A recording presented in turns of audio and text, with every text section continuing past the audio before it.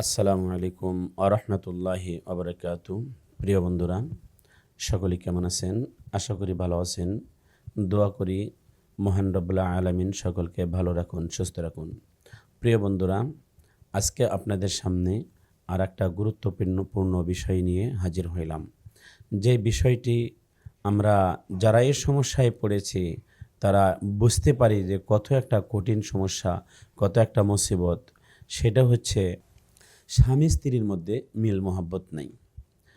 এই স্বামী স্ত্রীর মধ্যে আগে ভালো একটা সম্পর্ক ছিল, এখন কেউ কাউকে দেখতে পারে না, কেউ কাউকে সহ্য করতে পারে না। লাস্ট পর্যন্ত এসে তালাক হয়ে যায়। তো আমার কথা হলো যে আগে এত সম্পর্ক ভালো ছিল, এখন কেন এদের বিবাহ বিচ্ছেদ হয়ে গেল? এর মধ্যে কিছু কারণ আছে। তার মধ্যে প্রথম কারণ হলো ২টা। একটা হলো কখনো কখনো যে ওই মেয়ের স্বভাবগত একটা বৈশিষ্ট্য আছে, যেটা অতিরিক্ত উগ্র মেজাজ, অতিরিক্ত রাগী। অতিরিক্ত রাগী যদি মেয়েটা হয়, আবার অতিরিক্ত রাগী যদি তার স্বামী হয়, তাহলে স্বামী স্ত্রী দুজনই অতিরিক্ত রাগ হওয়ার কারণে এর ভিতরে ছাড়াছাড়ি হয়ে যায়, তালাক হয়ে যায়। আরেকটা মেন বিষয় হলো যে তাদের ভিতরে তো এরকম ছাড়াছাড়ি হওয়ার কোনো প্রশ্নই আসে না, কিন্তু এদের ভিতরে ঝগড়া। এই ঝগড়াটা কেন? প্রিয় বন্ধুরা, কখনো কখনো তান্ত্রিক যারা আছে তারা এই বিবাহের ভিতরে স্বামী স্ত্রীর ভিতরে বিচ্ছেদ ঘটাইয়া দেয়। আবার কখনো কখনো এই বিবাহটা জিন্নাতের কারণে বিচ্ছেদ হয়ে যায়। কখনো কখনো আশিক জিন থাকলে, জিন যদি স্ত্রীর সাথে মানে আক্রমণ করে, স্ত্রীর সাথে যদি তার সাথে অ্যাড হয়ে যায়, তাহলে স্বামীকে এই স্ত্রীর কাছ থেকে সরানোর জন্য এই জিন্নাত আপ্রাণ চেষ্টা করে। আবার কখনো কখনো হাজব্যান্ডের কাছে যদি কোনো জিন্নাত থাকে, যেরকম আশিক জিন্নাত, এই জিন্নাতগুলো থাকলে এই স্ত্রীকে তার স্বামীর কাছ থেকে সরানোর জন্য আপ্রাণ চেষ্টা করে। তাই যখন এইগুলো সমস্যা সামনে আসে, তখন দেখা যায় যে কোনো চেষ্টা যদি না করে, কোনো তদবির যদি না করে, লাস্ট পর্যন্ত একে অপরকে সহ্য করতে পারে না, তখন তালাক হয়ে যায়।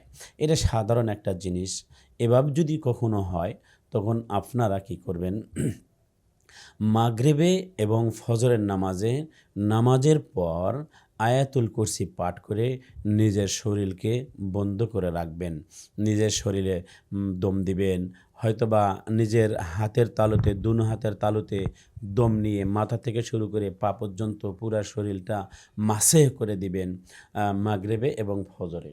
তারপরে সূরা মুমিনের শেষের ৪ আয়াত, আফা হাসিবুতুম আন্নামা খলাকনাকুম, এখান থেকে শুরু করে শেষ পর্যন্ত আপনারা এই আয়াতটা ৩ বার করে পাঠ করবেন। ৩ বার করে পাঠ করে নিজের হাতে দম নিয়ে আপনারা কি করবেন? মাথায় থেকে শুরু করে পা পর্যন্ত মাসেহ করে দিবেন। মাসেহ করলে নিজের শরীরটা বন্ধ হয়ে যাবে। তারপরে আপনারা কি করবেন? আ এই সকাল সন্ধ্যার কিছু আমল আছে, যে আমলগুলো আমরা সর্বক্ষণ আমাদের যে আমলগুলো লাগে সুন্নত তরিকা, যেরকম ঘরে ঢুকতে হলে ডান পাও দিয়ে ঢুকবো, বা টয়লেটে ঢুকতে হলে বাম পাও দিয়ে ঢুকবো, বারানের সময় টয়লেট থেকে বারানের সময় ডান পা দিয়ে বাড়াবো। এই যে বাহিরে কোথাও যেতেছি, তখন বিসমিল্লাহি তাওয়াক্কালতু আলাল্লাহ লা হাওলা ওয়ালা কুওয়াতা ইল্লা বিল্লাহিল আলিয়্যিল আযীম, এই আয়াতগুলো সকাল সন্ধ্যা, ওয়া হিফযাম মিন কুল্লি শাইতানিম মারিদ, এই আয়াতরা সকাল সন্ধ্যা ৭ বার করে তেলাওয়াত করবেন। তারপরে সূরা ইয়াসিনের ভিতরে আছে, ওয়া জাআলনা মিন বাইনি আইদিহিম সাদ্দান ওয়া মিন খালফিহিম সাদ্দান ফাআগশাইনাহুম ফাহুম লা ইবসিরুন। এই যে মাঝে মাঝে কিছু কিছু ওজিফা আছে, ওজিফাগুলো যদি আপনারা এভাবে সকাল সন্ধ্যা আদায় করতে পারেন, তাহলে দেখা যায় জিন্নাতের কারণে যদি এই সম্পর্কটা নষ্ট হয়ে যেতে লাগে, তাহলে আপনারা এই আমলগুলো করলে আমি আল্লাহ তাআলার কাছে আশাবাদী যে জিন্নাতগুলো আস্তে আস্তে আস্তে আস্তে আপনার থেকে দূরে সরে চলে যাবে। আর আপনাদের ভিতরে দুইজন স্বামী স্ত্রী দুইজনের ভিতরে একটা মহাব্বত হয়ে যাবে। তখন দেখবেন আগে যে সম্পর্কটা ছিল, সেই সম্পর্কটা আবার চলে আসবে।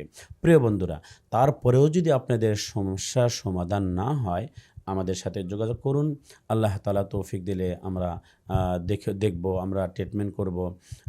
স্ক্রিনে দেওয়া নাম্বারে আপনারা যোগাযোগ করলে ইনশাআল্লাহ আমাদের সাথে যোগাযোগ করতে পারবেন।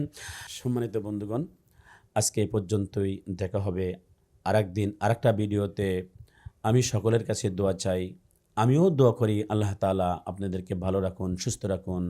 আসসালামু আলাইকুম ওয়া রাহমাতুল্লাহি তাআলা ওয়া বারাকাতুহু।